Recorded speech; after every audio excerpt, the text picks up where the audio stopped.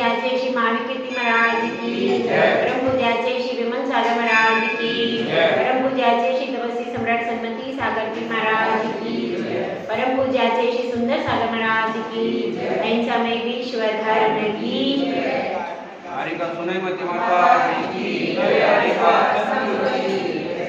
हम सब यहाँ आचार्य समंतभद्र विरचित रत्नकरण शावकाचार का स्वाध्याय 2 अंक पूरे हो चुके। पहला अंग कौन सा था? निःशंकित अंग। दूसरा अंग, पहला अंग का प्रतीक क्या था? शरीर का कौन सा अंग था? दायां पांव बताया था। दायां पांव प्रतीक किसका था? निःशंकित अंग था। और उसके बाद जिस प्रकार से दायां पैर उठ जाता है, दायां पैर कब उठता है? जब उसे पता होता है कि रास्ता सीधा है, अब हम आगे बढ़ सकते हैं, यहाँ कोई दीवार नहीं है, यहाँ कोई पत्थर नहीं है, हम इस रास्ते पर आगे धीरे धीरे बढ़ सकते हैं, रास्ता निष्कंटक है। जब इस तरीके का श्रद्धान हो जाता है तो हमारा पहला पैर आगे बढ़ जाता है। जैसे ही पहला पैर आगे बढ़ता है तो दूसरा पैर फिर कुछ सोचता है क्या भाई? वो कुछ भी सोचता नहीं है, समझता नहीं है, तुरंत उसके साथ में आगे बढ़ जाता है। इसी प्रकार से सर्वप्रथम तो जिन शासन पर अटूट श्रद्धा होना चाहिए। जब श्रद्धा हो जाती है, विश्वास हो जाता है, तो उसके बाद फिर क्या हो जाता है? तो फिर आगे बढ़ना, नमस्कार करना सहज हो जाता है। अगर आपको श्रद्धान होता है वीतरागता के ऊपर कि वीतरागी देव ही सच्चे हैं, तो फिर अपने आप नमस्कार होता है कि नहीं? अपने आप हृदय में श्रद्धा बढ़ती है तो श्रद्धा के साथ में कैसी भावना होती है? फिर अपने आप निकांक्षित अंग हो जाता है कि संसार में कुछ भी, विषय भोगों में कुछ भी सुख, ये भावना बनती है। और इसको क्या कहते हैं? निकांक्षित अंग। धर्म के बदले में विषय सुखों की इच्छा नहीं करना। अब तीसरी बात चल रही है, यहाँ तक हो गया। अब एक तीसरी बात यह चल रही है कि इस व्यक्ति का सबसे ज्यादा प्रेम किस वस्तु से होता है? कौन सी ऐसी वस्तु है? आपके पास भी है, सबके पास है, संसारी जीवों के पास में, और उनका बहुत प्रेम रहता है। वो वस्तु का नाम क्या है? शरीर। सबसे ज्यादा प्रेम होता है शरीर के साथ। यदि इसे ऐसा कहते भी हैं, पहला सुख निरोगी काया। पहला सुख क्या है? निरोगी काया। यदि शरीर में रोग लगे हैं, कितनी ही सुंदर पत्नी है, कितना ही आज्ञाकारी पुत्र है, तो फिर भी वो सुख हो जाएगा क्या? हमें कभी भी नहीं होगा। जब पहले तो शरीर स्वस्थ रहे, जब शरीर स्वस्थ रहेगा तभी हम मंदिर में आ पाएंगे। यदि शरीर में रोग लगे हैं तो हम फिर मंदिर में आ पाएंगे? नहीं आ पाएंगे। यदि आ भी जाएंगे तो हमें आकुलता प्रतिपल होती रहे। तो इसलिए क्या है, सबसे पहले व्यक्ति की दृष्टि कहाँ जाती है? अपने शरीर के ऊपर जाती है कि मेरा शरीर यदि साथ देगा तो ही मैं आगे बढ़ पाऊंगा। तो वहीं की बात चल रही है। और इसमें अगला अंग है जिसका नाम क्या है? निर्विचिकित्सा। तो उस शरीर से हमारी प्रीति कम होगी, तभी हम मोक्ष मार्ग में आगे बढ़ सकते हैं, तभी हमारा सम्यक दर्शन रह सकता है। इसलिए यहाँ पर उस प्रीति को छुड़ाने के लिए यह श्लोक दिया। ठीक है, अपन सब इसको पढ़ते हैं। स्वभाव तो शुचोकाये रत्नत्रय पवित्रते निर्जुगुप्सा गुणप्रीति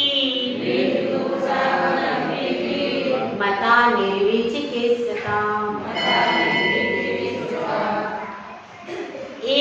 सम्यक दृष्टि श्रावक में तीसरा गुण कौन सा होना चाहिए? निर्विचिकित्सा गुण। निर्विचिकित्सा गुण का अर्थ क्या है? ग्लानि नहीं करना। यह शरीर कैसा है? अशुचि ही है। जैसे एक बहुत सुंदर सोने का घड़ा है और उसमें अशुचि पदार्थ को भर दिया तो क्या होगा? वह सोने का घड़ा कोई लेना चाहेगा क्या? नहीं, उसको छूना भी चाहेगा? नहीं चाहेगा। अगर आपको सोने का घड़ा लेना भी है तो भी आप यदि लोगे तो वह उसको मल को फेंक दोगे और फिर स्नान करोगे, तब जाकर के उसको धो करके इस्तेमाल करोगे, ठीक है। लेकिन उस घड़े को अपने यहाँ रखना भी हम पसंद करेंगे क्या? नहीं। क्यों? सोने का घड़ा है, रत्नों का घड़ा है, लेकिन काहे से भरा है? उस मल को हम 5 मिनट के लिए भी अपने कमरे में, अपने घर के अंदर रखना पसंद करेंगे क्या? जब उसका मल पूरा खत्म हो जाएगा, वह शुद्ध हो जाएगा, उसको अग्नि से तपाएंगे, तब जाकर के कहीं अपने घर में लेकर के आएंगे। इसके बिना मल सहित घड़ा क्या घर में हम रखते हैं क्या? तो भाई सुनो, आप मल सहित घड़ा प्रतिदिन अपने साथ रखते हो। आपका शरीर जो है उसमें कितना मल संचित ही रहता है। पूरा मल यदि निकल जाए तो मरण हो जाता है। कितना मल इसमें है, इसका भी एक परिमाण है। कितना है भाई? इसमें कुछ मल संचित ही रहता है, कभी भी वो पूरा मल खत्म। डॉक्टर कहते हैं जिस व्यक्ति के शरीर से पूरा मल निकल जाता है वह मृत्यु को प्राप्त हो जाता है। कुछ ना कुछ मल इसमें संचय जरूरी है। यह मल का ही पूरा पिंड बना हुआ है। सप्त कुधातु भरी मल मूरत नाम लेत घिन आवे। 7 कुधातु है इसमें। खून, पीप, मांस, पहले खून, फिर मांस, मेद, फिर अस्थि, फिर मज्जा और क्या है? शुक्र। इस तरह से पूरे 7 कुधातु हैं। उन कुधातु से यह पूरी मल की मूरत है और इसको हम कितना संभालते हैं। चेहरे को चमकाते हैं, ब्यूटी पार्लर में जाते हैं, वहाँ पर कितनी क्रीम लगाते हैं, कितना इसको डाई करते हैं, क्या क्या करते हैं भाई। जरा सा एक बाल भी सफेद हो गया तो मेरी रेपुटेशन खत्म हो जाएगी। कहाँ पे? जहाँ पर हम किटी पार्टी में कहीं इधर उधर घूमने जाते हैं, एक भी महिला का बाल आज सफेद नहीं दिखता। कितना चमत्कार है भाई पंचम काल का। किसी के बाल यहाँ सफेद ही नहीं होते, बताओ। पहले तो महिलाओं के बाल सफेद दिखते थे, लेकिन अब ये महिलाएं जो अभी हैं, ये बूढ़ी होंगी तो बताइए इनका एक भी बाल कभी सफेद आपको दिख नहीं सकता। पुरानी महिलाओं के दिख रहे हैं। जो नई महिलाएं हैं, ये महिलाओं के बाल आपको सफेद नहीं दिखेंगे। ये 80 साल की हो जाएंगी, उसके बाद भी बाल काले रहेंगे। ये यहाँ का चमत्कार है पंचम काल का, पता है आपको। और इनके चेहरे ऐसे ही शाइन करेंगे 80 साल तक। ये विशेषता है किसकी? पंचम काल का चमत्कार। तो अब अपने को ये सोचना है कितना ही हम ब्यूटी पार्लर में जाकर के हजारों रुपया देता है। एक महिला का कम से कम 1000 रुपए तो ब्यूटी पार्लर में ही चला जाता है। सही है? हाँ, कितना खर्चा होता है भाई महीने भर का? हाँ, कितना खर्चा है? ये जाते होंगे कोई ना कोई, ऐसा नहीं आपको अभी पता नहीं है। आपको क्या पता है, आप जाते ही नहीं हो वहाँ पर। तो दूसरी महिलाएं जो जाती हैं उनका एक महीने का 1000 रुपया किसमें चला जाता है? अरे किसी गरीब को दान देते तो वो 2 दुआ देता, और हमारा वो फिर भी क्या होता है, फिर से दोबारा फिर जाओ, फिर एक बार जिसने ज्यादा मेकअप कर लिया तो अंदर की चमड़ी खराब, फिर आपको ऊपर से पोत करके ये सारा काम करना पड़ता है, ऐसी व्यवस्था। तो हमारा कितना धन अपव्यय हो रहा है, और उसके बाद भी जो हमारा नेचुरल चमड़ी की चमक थी वो सारी खत्म हो जाती है, और उससे और ज्यादा हम बदसूरत होते चले जा रहे हैं। तो कैसा हमारा श्रृंगार है, पहले श्रृंगार प्राकृतिक वस्तुओं से होता था, तो उससे वास्तविक क्या होता, वास्तविक सौंदर्य होता था। अब ऊपर से लेप लगाते, अंदर से रोम छिद्र बंद हो जाते हैं, तो और ज्यादा बीमारी हो जाती। तो अब क्या बात है, देखो 12 भावना में क्या आया है, थोड़ा सा उसको समझने का प्रयास करें। पुरानी हमारी 12 भावनाएं, पूजा की जयमाला जो है केवल रवि किरणों की, उसमें आती है, जिसके श्रृंगारों में मेरा यह महंगा जीवन भूल जाता, अत्यंत अशुचि जड़ काया से इस चेतन का कैसा नाता। क्या कह रहे, जिसके श्रृंगार जीवन भर इस देह का श्रृंगार करते रहे, कितना कर रहे जीवन भर से। सबसे पहले चेहरा अच्छा दिखना चाहिए, चेहरा एकदम सही, इसको श्रृंगार करते रहे, शरीर को सजाते रहे, शरीर को सजाते सजाते तुम्हारा ये महंगा जीवन है। कितना महंगा है, बहुत महंगा जीवन है, करोड़ों वर्षों का पुण्य एक साथ मिला है, तब यह मनुष्य पर्याय, उसमें पंचेंद्रिय पना और उच्च जिनकुल, ये करोड़ों वर्षों का पुण्य है, ये महंगा जीवन है। और तुमने ये चमड़ी को, मिट्टी को धोने में ये पूरा जीवन बिता, बताओ इतना महंगा जीवन था। ये मनुष्य पर्याय बहुत महंगी है, आपको लग रहा है कि नहीं सस्ती नहीं है, बहुत महंगी। और उस मनुष्य पर्याय में जिनकुल और ज्यादा महंगा। मनुष्य तो बहुत सारे हैं, पर ऐसे कितने मनुष्य हैं जो वीतरागी भगवान के दरबार में बैठे, बहुत कम है।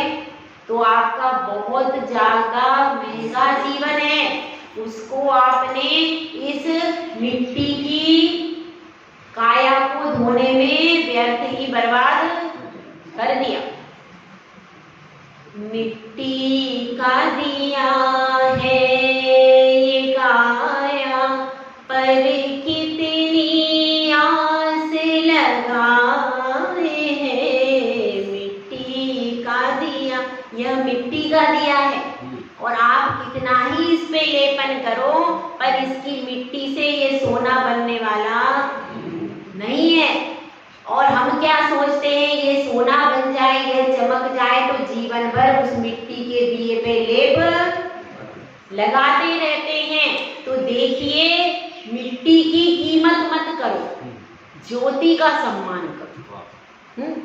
मिट्टी का सम्मान करेंगे तो आपको सम्मान कभी भी नहीं मिलेगा, लेकिन अगर आप उस ज्योति का सम्मान करेंगे तो आपका पूरा जगमग हो जाएगा। यह मिट्टी का दिया, यह मिट्टी का दिया जगमग कैसे हो सकता है भाई?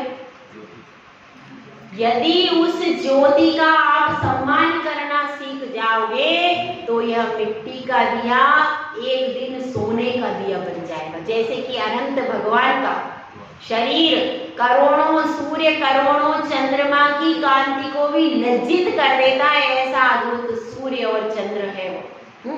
तो आपको सब, तो उन्होंने मिट्टी के दिए की कदर नहीं करी, मिट्टी के दिए का श्रृंगार उन्होंने उसमें मिट्टी के दिए में जो आत्मा रूपी परमात्मा की ज्योति बैठी थी, उस ज्योति का सम्मान किया, उस ज्योति का आदर किया, और उसी ज्योति में वो लीन हो गए, तो उनका मिट्टी का दिया एकदम सोने का बन गया।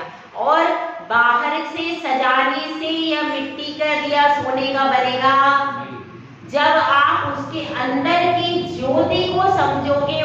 ज्योति में लीन होगे तो ये मिट्टी का दिया सोने का बन जाता है। तो आप सबको सोने का बनाना है कि नहीं? सोने वाला बनाना है ना? इस पर्पज से भी यदि आप आगे बढ़ो तो बहुत अच्छा है।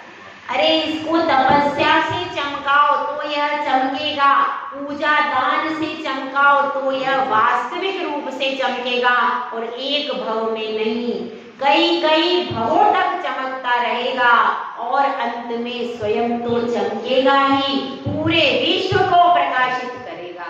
तो ऐसा काम हमको करना है। तो इसीलिए यहाँ पर आचार्य समंतभद्र स्वामी क्या कह रहे हैं? यह देह तो कैसी है? स्वभाव से अशुचि है और रत्नत्रय के द्वारा ही पवित्र होते। इसमें बिल्कुल ही समझ लीजिए, स्वभाव से पूरी अशुचि है। इसमें देखो रक्त भी है, पीव भी है, खून भी है, मांस भी है। ये सब क्या चीजें? जरा सी चमड़ी यहाँ से उधड़ जाए तो क्या होगा भाई? आप उसको देख नहीं सकते। उसके अंदर का जो माल मसाला है अगर वो बाहर आ गया तो क्या होगा? तो आपको एकदम से घबराहट हो जाएगी। वह भी बहुत गंदा दिखाई देता है। तो इसलिए कह रहे हैं यदि किसी को घाव उत्पन्न हो जाए, खून बह रहा है और कोई बीमारी ऐसी हो जाए, प्रतिपल पीप बह रहा है, प्रतिपल मल भी निष्कासन होता रहता है। ऐसे भी लोग होते हैं जिनको ऐसी बीमारी होती है, प्रतिपल शरीर से मल निष्कासित हो जाता है। तो यह शरीर अपवित्र है। लेकिन यदि कोई रत्नत्रय को धारण कर लेता है तो यह शरीर पवित्र होगा। जब तक रत्नत्रय को धारण नहीं करते तब तक यह शरीर कभी भी किसी भी प्रोसीजर से पवित्र नहीं हो। इसीलिए आप लोग व्यर्थ का पुरुषार्थ मत करो, जिसमें आपका धन भी चला जाएगा, आपका नेचुरल सौंदर्य भी चला जाएगा, और उसके बाद भी आपको पाप का बंध भी, पैसा भी जाएगा है, नेचुरल सौंदर्य भी जाएगा है, और आपको पाप का बंध भी। इसलिए ऐसा कार्य अपने को नहीं करना। और हम कैसे कैसे सजाते हैं? नेल पॉलिश लगाकर सजाते हैं शरीर को, लिपस्टिक लगाते हैं, पाउडर लगाते हैं। ये सब जिनमें पशु पक्षियों के शरीर, उनकी चर्बी, उनके शरीर का कलेवर, ये सब उसमें खून आदि रहते हैं उसमें, इन सब चीजों में। और इन सब चीजों से जो श्रृंगार करते हैं उनको उन पशु पक्षियों के की हत्या का दोष लगता है। इसलिए अगर आपको श्रृंगार करना है तो कम से कम इतना ध्यान रखो कि जो भी प्रोडक्ट्स हैं आयुर्वेदिक प्रोडक्ट्स का ही इस्तेमाल। ब्यूटी पार्लर में जितने भी प्रोडक्ट होते हैं सारे हिंसात्मक ही होते हैं। अहिंसा वाले प्रोडक्ट वहां पर यूज नहीं होते हैं। तो इसलिए भी हमको ध्यान रखना है, हम कम से कम जैन धर्म के अनुयायी हैं तो ऐसे हिंसात्मक प्रोडक्ट यूज नहीं करें। आपको प्रोडक्ट यूज करना है तो आयुर्वेदिक प्रोडक्ट यूज करें। आयुर्वेदिक शैम्पू, आयुर्वेदिक साबुन, साबुन में सबसे ज्यादा चर्बी का उपयोग होता है। और साबुन से आप नहाते हो, उसमें किन किन पशुओं की चर्बी मिलाई जाती है आपको पता है? आपको नहीं पता। तो यदि आपको पता नहीं है तो आयुर्वेदिक साबुन का इस्तेमाल करो। आयुर्वेदिक साबुन का इस्तेमाल करोगे, उन साबुनों में चर्बी नहीं मिलती और उसमें पूरा बाहर लिखा रहता है कि यह केवल जड़ी बूटियों आदि से बनाया गया है, इसमें किसी भी प्रकार की बाहर की चर्बी। तो कम से कम ध्यान रखो, साबुन को देखो, शैम्पू को देखो, शैम्पू में भी अंडा वगैरह डलता है और साबुन में भी चर्बी का उपयोग होता है। तो इन दोनों का इस्तेमाल करते समय विशेष सावधानी की जरूरत है। हम कह सकें कि हम शाकाहारी हैं, क्या कह सकते हैं हम? शाकाहार का नारा लगाने से पहले हम ये तो देखें हमारे घर में जो प्रोडक्ट आ रहे हैं, जो हम इस शरीर को खिला रहे हैं, जो हम लगा रहे हैं, जिससे हम नहा रहे हैं, वो सब प्रोडक्ट हमारा शाकाहारी है क्या? ये कौन देखेगा? कौन देखेगा? इसका निरीक्षण कौन करे? हमको स्वयं देखना है कौन सा साबुन है। और आयुर्वेदिक सोप के अतिरिक्त ज्यादातर जो बाहर के सोप हैं उनमें सब में चर्बी का अंश मिलाया ही जाता है। तो अपने को सावधान रहना है कि हमारा जो शाकाहार का नियम है कि नहीं आप लोगों का शाकाहार का? मध्य मांस मधु का त्याग तो है। तो उस मांस का यदि हम चर्बी वाले साबुन से नहा लेते तो हमारा मांस का त्याग हुआ क्या भाई? तो हमको ये ध्यान रखना है कि हम ऐसे कोई भी चर्बी वाले प्रोडक्ट इस्तेमाल नहीं, इसका विशेष ध्यान हमको रखना है। तो हमको अब समझना है कि शरीर को सजाने से कोई फायदा, सिर्फ उसको सुरक्षित रखो और साफ रखो। तो साफ रखने के लिए, सुरक्षित रखने के लिए मनाही नहीं। यदि वह मलिन रहेगा तो क्या होगा? उसमें और ज्यादा कीड़े आदि उत्पन्न हो जाएंगे। इसीलिए उसको सुरक्षा की दृष्टि से, अहिंसा की दृष्टि से उसको साफ रखने में कोई बाधा नहीं है। और यह शरीर पवित्र करने के उपाय आपको बताए। सबसे पहले क्या करना चाहिए? रत्नत्रय को धारण करना चाहिए। तो यह शरीर कैसा हो जाएगा? पवित्र हो जाएगा। बिना रत्नत्रय को धारण किए यह पवित्र होता नहीं है। रत्नत्रय के द्वारा जब इसमें तप की, त्याग की, संयम की ऊर्जा भरी जाती है तो उससे इसका मन भी कैसा हो जाता है? पवित्र हो जाता है। एक मलौषधि रिद्धि है, जो रिद्धिधारी महामुनिराज होते हैं उनका मल भी औषधि का काम करता है।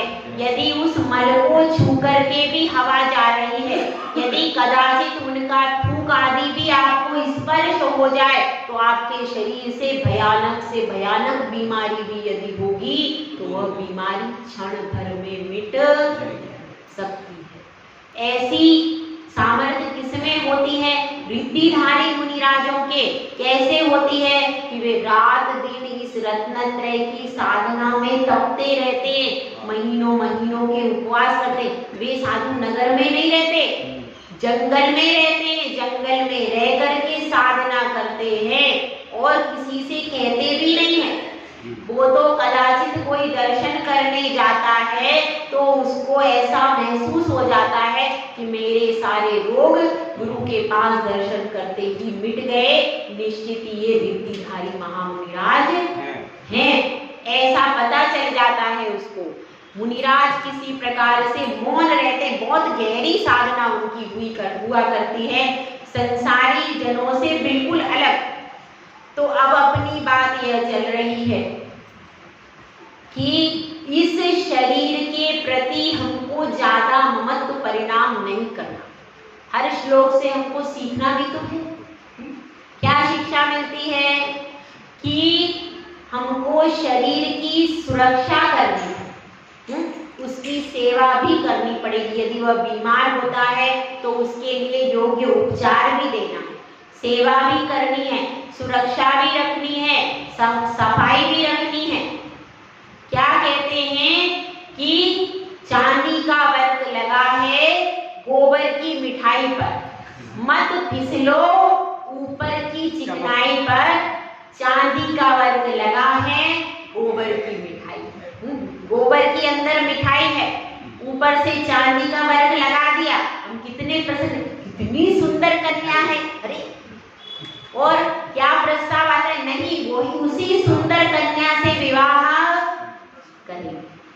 अब वह कन्या अंदर से तो सारा माल मसाला खराब है, लेकिन हमको ऊपर की चिकनाई अच्छी लगती है, ऊपर की चिकनाई पे फिसल जाते हैं और 7 फेरा देके लेकर के आ जाते।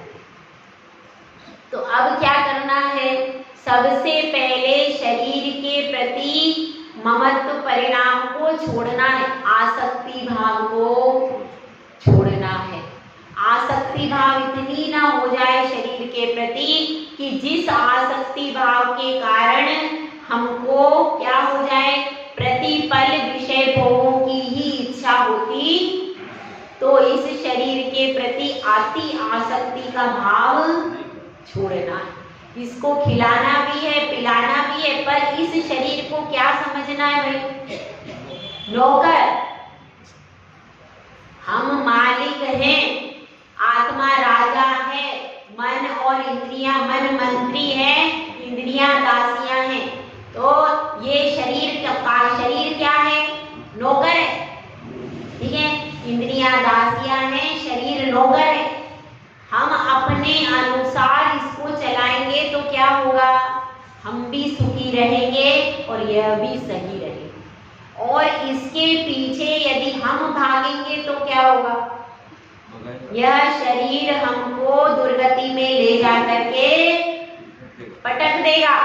इसलिए जो भी मालिक होता है, राजा होता है, यदि वह अपने दास के पीछे भागे तो अच्छा माना जाता है क्या भाई? नहीं है? नहीं। कोई राजा है, बड़ा राजा है, सर्व संपत्तिशाली है और अपने नौकर के पीछे यदि भागता है तो लोग क्या कहते हैं, लोग उसकी निंदा करते हैं कि देखो यह राजा कितना मूर्ख है, कितना अविवेकी है कि अपने नौकर के पीछे भाग रहा। लेकिन हम कैसे हैं भाई, हम उस नौकर के पीछे जिंदगी भर लगे हुए हैं और हमारी को समझ में नहीं आ रहा है। तो हम कब समझेंगे भाई, इस नौकर का पीछा मत करो, इस नौकर की लगाम अपने हाथ में रखो कि मेरे अनुसार चलो, तो वह नौकर बिल्कुल सही चलेगा और हम उसके पीछे भागने लगेंगे। उसको इत्र लगाओ, उसको फूले लगाओ, उसको तरह तरह से सजाओ और रात दिन उसको देखो कैसा दिख रहा हूं मैं, हैं? रात दिन उसको दर्पण में ही देखते रहते कैसा हूं मैं, ऐसा अच्छा नहीं लग रहा, अब मेकअप दूसरा करो। जब ब्यूटी पार्लर में जाते ही तो सामने बड़ा दर्पण लगा रहता है, उसमें देखते हाँ ये हेयर स्टाइल, हाँ ये थोड़ी जम नहीं रही है, इसको ऐसा उसमें दर्पण में दिखा देते हैं। बाहर का स्वरूप देख करके आप लोग सब चमत्कृत हो जाते। इस शरीर की चिकनाई में चमत्कार नहीं है, आत्मा के जो रत्न है उनमें चमत्कार है। इसीलिए बाहर के चमत्कार में फंसो नहीं। यही बात यहाँ पर आचार्य समंत भद्र स्वामी आप लोगों को समझा रहे हैं कि ग्लानि को नहीं करना। अब इस संबंध में आचार्य सन्मति सागर महाराज जी के संग में एक घटना घटी थी। एक बार क्या हो रहा था, संघ का विहार हो रहा था और संघ का विहार हो रहा था। एक बूढ़ी माता जी थी और बूढ़ी माता जी भी चल रही थी। अब उस समय ऐसा हुआ कि बूढ़ी माता जी जा रही थी और इतने में जोर से एक वाहन निकला, तो माता जी एकदम से साइड में ही चल रही थी। वो बूढ़ी थी तो एकदम से वो बच नहीं पाई, तो उनका पूरा हाथ उसमें आ गया। अब हाथ बिल्कुल कैसा हो गया, बिल्कुल उसमें दब गया, उसमें से मांस बाहर निकल गया। अब लोगों ने सन्मति सागर महाराज जी से कहा कि महाराज जी ऊदगांव की घटना है, ऊदगांव में जब विहार चल रहा था, सत्य घटना है। तो अब महाराज जी से, आचार्य जी से सबने निवेदन किया कि हम इनको माता जी को अस्पताल में ले जाएं, अस्पताल में ले जाने की परमिशन आप दे दो, वहीं पर इस हाथ का उपचार करवाएंगे। तो महाराज जी ने कहा कि नहीं, इनको अस्पताल में नहीं ले जाएंगे। 85 साल की बूढ़ी माता जी है, कभी भी कुछ भी हो सकता है। तो इनको तो अभी कक्ष में लेकर के चलो, डॉक्टर को वहीं पर बुलाओ। तो क्या किया गया, और यदि इनका हाथ सही नहीं हुआ तो समाधि करवाएंगे, लेकिन अस्पताल में नहीं देंगे। तो वहीं पर डॉक्टरों को बुलाया गया, वहीं पर डॉक्टर ने उनकी चिकित्सा आदि कर दी, और फिर धीरे धीरे महाराज जी स्वयं आचार्य से सामने बैठे और माता जी को बुला करके अपने सामने ही सारा उनका रोज उनका बैंडेज, रोज उनका पट्टी वहीं पर होती थी। और इस तरह से 2 महीने में क्या हो गया, उनका हाथ पूरा ठीक। अब जैसे हाथ में फ्रैक्चर हुआ तो लोग छूने को तैयार नहीं थे। जब माता जी को चोट लगी ना तो सब मांस बाहर निकल गया एकदम खून, तो लोग क्या करने लगे, घृणा करने लगे एकदम से। क्या हुआ, मक्खियां आ गई उस समय पर। लेकिन महाराज जी ने क्या किया, आगे आकर के उसमें से कहा कंकड़ हटाओ। उस समय ग्लानि नहीं, यदि उस समय वो भी ग्लानि कर देते और माता जी को नहीं देखते तो क्या होता। इसलिए उस समय यदि ऐसी कभी परिस्थिति अपने साथ हो जाए, कोई माता जी महाराज जी को इस तरह की वेदना उत्पन्न हो जाए, शरीर में कोई परेशानी हो जाए, तो आपको ग्लानि नहीं करना चाहिए। ऐसी बहुत सारी घटनाएं हैं। तो 2 महीने में उनका हाथ पूरा ठीक हो गया। तो और अगर उस समय हम महाराज आचार्य जी ध्यान नहीं देते और श्रावक भी ध्यान नहीं देते, मान लो माता जी अकेली होती, मान लो अकेली होती तो पूरा संघ साथ में चल रहा था, तब की बात है। यदि अकेली होती और कोई घटना घट जाती और श्रावक ग्लानि कर देते तो क्या होता उनका, तो उनकी उतनी साधना चल, वो तो समाधि तो वो कर ही लेते, पर जितनी बाद में उन्होंने साधना की फिर कर। इसलिए क्या करना चाहिए, हमको बिल्कुल भी ग्लानि नहीं करना चाहिए। और एक घटना है जो मुझे याद आ रही, सुना दूं? आचार्य विमल सागर महाराज जी की गृहस्थ अवस्था की घटना है। उनकी गृहस्थ अवस्था में वे वहां महाराज जी के पास में रहते थे। एक आचार्य सुधर्म सागर महाराज जी, कहाँ के हैं वे, मुरैना के महाराज जी आचार्य सुधर्म सागर, अभी तो समाधि हो गई।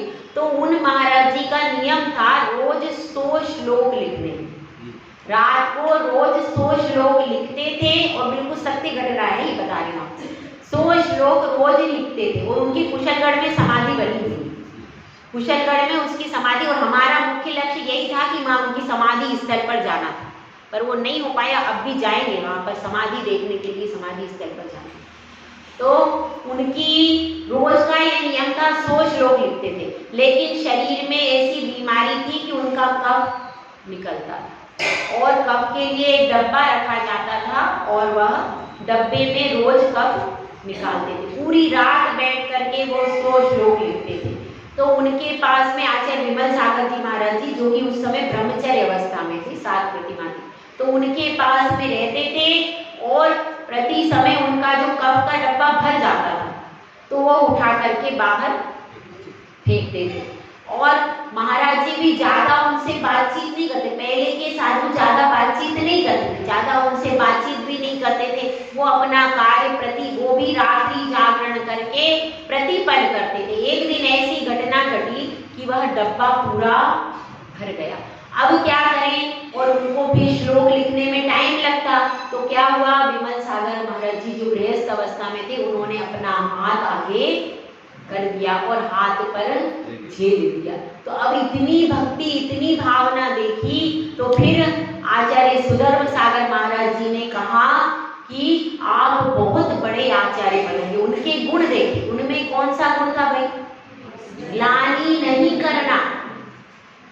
रत्नत्रय से पवित्र साधु है, और फिर ग्लानि, तो उन्होंने ग्लानि को जीत लिया।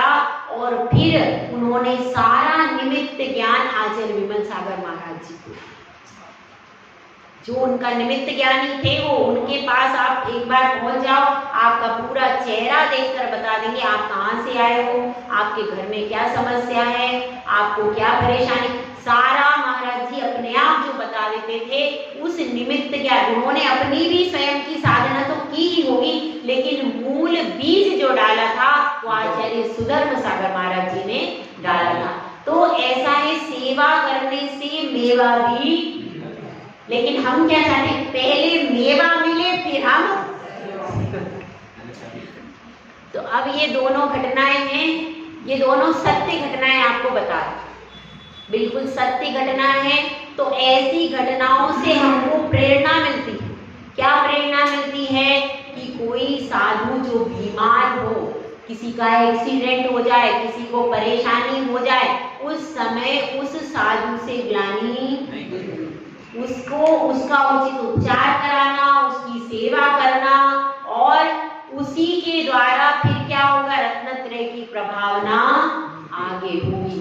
इस तरह से हमको ये समझना है कि इस शरीर से ग्लानि नहीं करना, अपने शरीर का तो हम, और बच्चे से हमें कभी ग्लानि नहीं होती। बताओ, जो छोटा सा पोता पोती है, जब आप लोग सब माता ही हो ना, सबके अपने अपने सुता है, पुत्र पुत्री है ना, सबके सारी माताओं के पुत्र पुत्री है।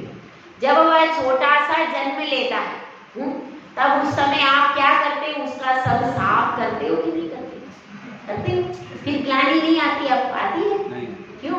क्योंकि इतना प्रेम उस बच्चे से, और आप ही नहीं, और भी परिवार के लोग भी उसको साफ करते हैं कि नहीं? उसका मल वगैरह सब कुछ उसको सुरक्षित रखते, साफ करते। उस समय किसी माता को ग्लानि आती क्या? उसमें बदबू भी आती है, फिर भी साफ कौन करता है? माता कर लेती। कैसे कर लेती उस समय ग्लानि? तो जिस प्रकार से आप अपने नवजात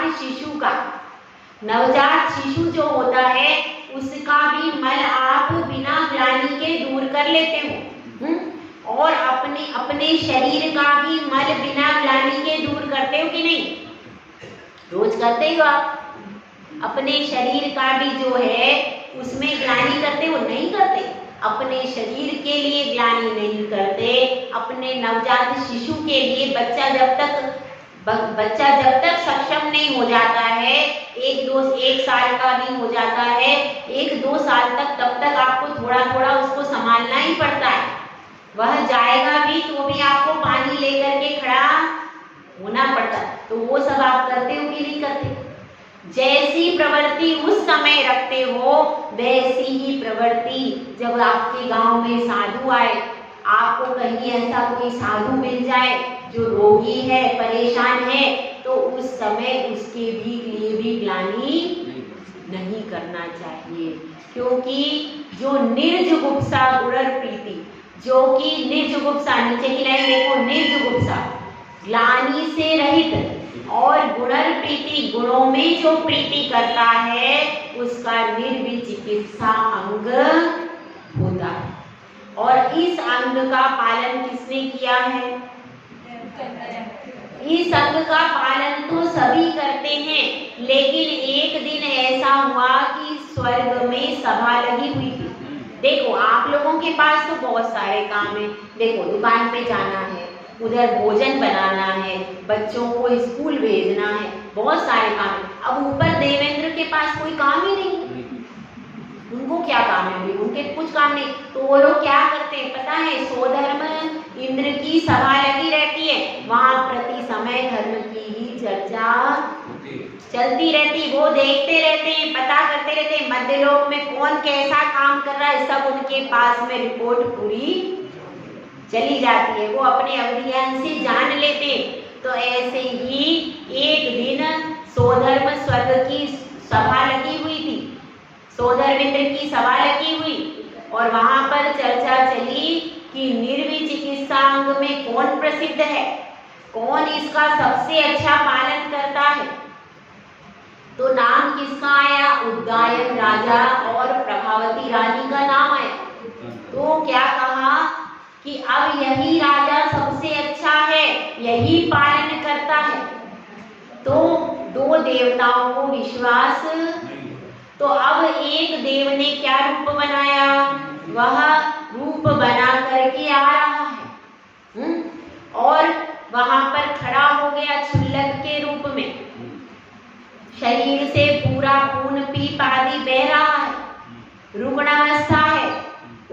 पड़गान नहीं कर रहा है। ये कैसे महाराज है, इनका शरीर तो पूरा खराब हो रहा है। मगर क्या हुआ, जैसे ही वह उदयन राजा के महल के समीप आया, और राजा उदयन तो खड़े ही होते थे। पहले नियम होता था क्या, पहले पड़गाहन करते थे, उसके बाद ही आहार करते थे। आप लोगों में से किसी का नियम है? साधु का जो समय होता है, कितना समय होता है? लगभग 9-10 बजे।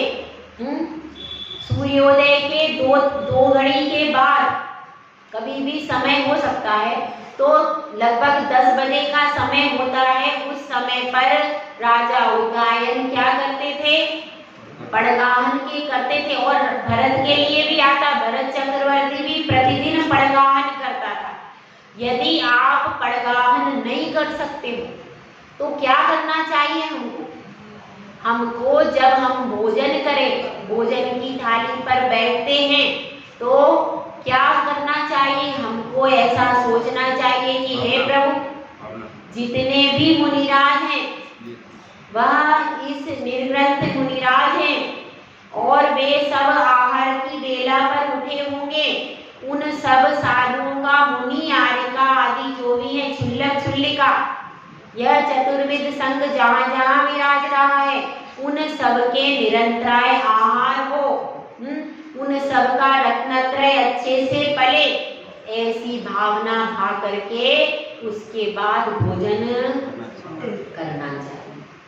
और कुछ लोग तो ऐसे हैं कि कम से कम भले ही साधु ना हो, 2 मिनट को द्वार पर खड़े रह करके प्रतीक्षा करते, इसलिए कि कोई साधु अतिथि हो तो उसका आहार हो जाए। ऐसी भावना, कम से कम 2 मिनट के लिए खड़े होकर के ये भावना भाव कि हे प्रभु, जितने भी निर्ग्रंथ साधु हैं, मुनिराज हैं, आरिका हैं, क्षुल्लक क्षुल्लिकाएं, उन सबका आहार निरंतराय हो जाए। ऐसी भावना आप कर सकते हो कि नहीं भाई? इसमें कोई नुकसान है क्या? कोई दाम से पैसा लग रहा है क्या? तो अपन कर सकते हैं कि नहीं? भोजन करने से पहले अपन ये कह सकते हैं कि सब साधुओं का आहार अच्छे से हो, और जितने भी व्यक्ति हैं विश्व में, वे कोई भी भूखे न रहें, सबकी उदर पूर्ति हो जाए। ऐसी भावना करने के बाद फिर आपको भोजन करो। तो जितने भी मुनिराज हैं, कहाँ पर? भारत भर में कहीं पर भी हैं, तो उनको आहार दान की अनुमोदना आपने कर ली। रोज आपको आहार दान की अनुमोदना का लाभ मिलेगा। ये हमारी भावना है, हम यहीं से भावना पाते हैं, हे भगवान उनका निरंतराय आहार। तो आपने निरंतराय आहार की अनुमोदना की कि नहीं? तो आपका पुण्य बढ़ना चालू हो गया। तो ऐसी भावना आप लोग सब अपने द्वार पर खड़े होकर, अपने घर पर खड़े होकर 2 मिनट के लिए करो, और उनको नमस्कार करो, मुनिराजों को, आरिकाओं को। उसके बाद अपना भोजन प्रारंभ करो। ये क्या है? ये हमारा प्रैक्टिकल। तो अब उदयन राजा भी द्वार पर खड़ा था और पड़गाहन के लिए देख रहा था कि कोई साधु आ जाए तब मैं पड़गाहन करके आहार करूंगा। और पहले तो भोजन शुद्ध ही बनता था। राजाओं के यहाँ तो शुद्ध ही बनेगा, तो उनके यहाँ शुद्ध ही भोजन बनता था। और वहां पर द्वार पर जैसे ही उन्होंने देखा कि यह क्षुल्लक या मुनिराज दोनों प्रकार की कथा में आता है, तो वह मुनिराज आगे आ रहे हैं। जैसे ही उन्होंने देखा तो क्या भावना बन गई? अरे ये नहीं देखा कि इनका शरीर ऐसा हो रहा है, गल रहा है, पीठ निकल रही है, कैसी स्थिति हो रही, कुछ भी देखा नहीं देखा। और उनका पड़गान किया, भक्ति भाव से परिक्रमा लगाई, और अंदर ला करके कहाँ बिठाते हैं? उच्चासन पर, अपने चौके में, महल में ला करके। ये नहीं सोचा महल हमारा गंदा हो जाएगा, इनके तो पुनपीवादी पैरा, ऐसी भावना नहीं की। उनको ला करके अपने उच्चासन पर चौके में उचित पाटे पर बिठा दिया और बिठाने के बाद फिर उनकी पूजा की और फिर क्या किया, नवदा भक्ति पूर्वक बहुत भक्ति भाव से उनका आहार करा दिया। आहार कराने के बाद तब भी उनकी परीक्षा पूरी नहीं हुई। उसके बाद उन्होंने जो मुनिराज बने थे उन्होंने दुर्गंध युक्त वमन कर दिया। इतना वमन किया, पूरे चौके में वमन हो गया और जितने भी लोग आहार दे रहे थे उन सबके ऊपर वमन हो गया। इतना दुर्गंध उसमें कि कोई भी वहां पर बैठ नहीं पा रहा, सबका जी घबराने लगा, सब लोग छोड़ करके भाग गए। लेकिन और राजा रानी पर भी वमन कर दिया, तो वे अपने कपड़े आदि संभालने लगे, पोंछने लगे और क्या, और मुनिराजों का शरीर पोंछने लगे। उन्होंने शुद्ध वस्त्र लेकर के आए और मुनिराज का पूरा शरीर प्रक्षालित करके कहने लगी, रानी क्या कहने लगी, महाराज कितने खराब हैं, इनको पता नहीं पड़ता है क्या खाना है क्या नहीं खाना है, इसका विवेक नहीं है। बताओ, हमारा पूरा महल गंदा कर दिया, ऐसा कहा रानी ने नहीं। आजकल की कोई महिला होती तो ऐसा कह सकती थी, लेकिन वह रानी प्रभावती बोली कि हे साधु, हमसे क्या अपराध हो गया जो हमारे आहार देने में कुछ त्रुटि हो गई, जिसके कारण आपको वमन हो गया।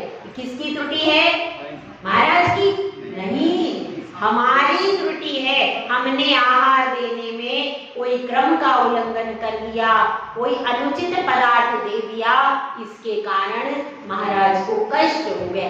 ऐसे अपनी निंदा करने लगे, उदयन राजा भी निंदा करने लगे, हाय हमारे कैसे पाप कर्म का उदय था, हमारे आहार से महाराज जी को इतना कष्ट हो गया।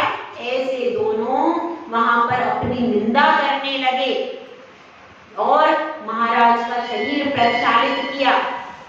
उनको जल आदि से कपड़े में लेकर के उनके शरीर का प्रक्षालन करने लगे। तो तब क्या हो गया, तब उनकी परीक्षा पूरी हो गई। बिना परीक्षा के सोना भी सोना कहलाता नहीं। मिट्टी की भी परीक्षा होती है तो सोने की परीक्षा तो होती है। मिट्टी का एक घड़ा भी लाते हो तो उसको बजा के लेते हो आप, बिना बजाए तो मिट्टी का घड़ा भी कोई लेके नहीं आता।